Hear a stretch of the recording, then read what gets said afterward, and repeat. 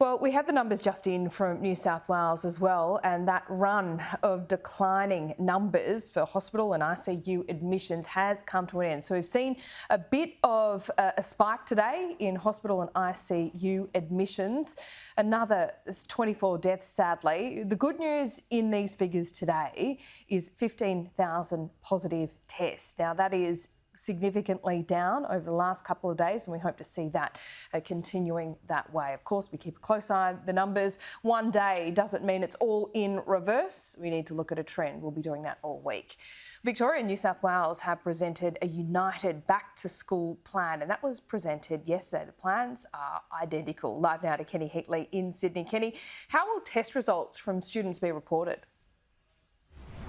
Hi Laura, it really is a unified plan and it really is an honesty system for parents as well. So the back to school plan involves testing kids at home twice a week with rapid antigen tests that they collect from the school, and that involves teachers as well. Masks are compulsory for secondary school students and teachers and strongly advised for years 3 to 6s. Visitors will be discouraged from school grounds and only allowed on a limited basis, but extra co-curricular activities, assemblies, inter-school sporting carnivals will be allowed to take place, and even camping trips and school excursions will be allowed to take place with COVID safety plans. But anything that involves an audience like school plays or concerts won't be allowed to go ahead, and parent-teacher nights are on hold at the moment.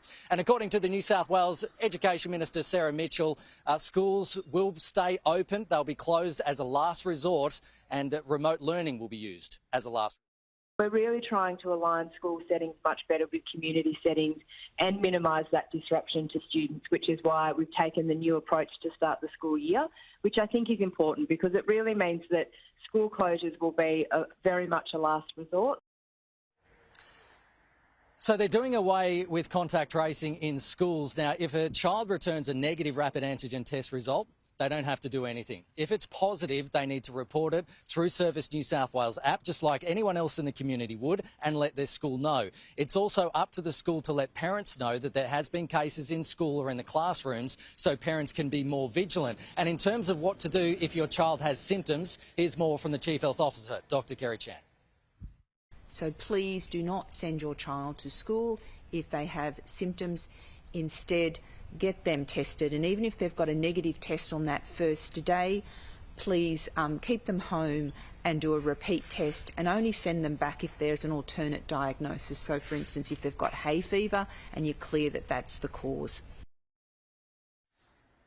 Laura, as a parent with young kids, you know that young children tend to get symptoms pretty regularly, so we're likely to still see a fair bit of disruption with parents, but this is a 4-week plan, and after 4 weeks they are going to assess to see how it's going.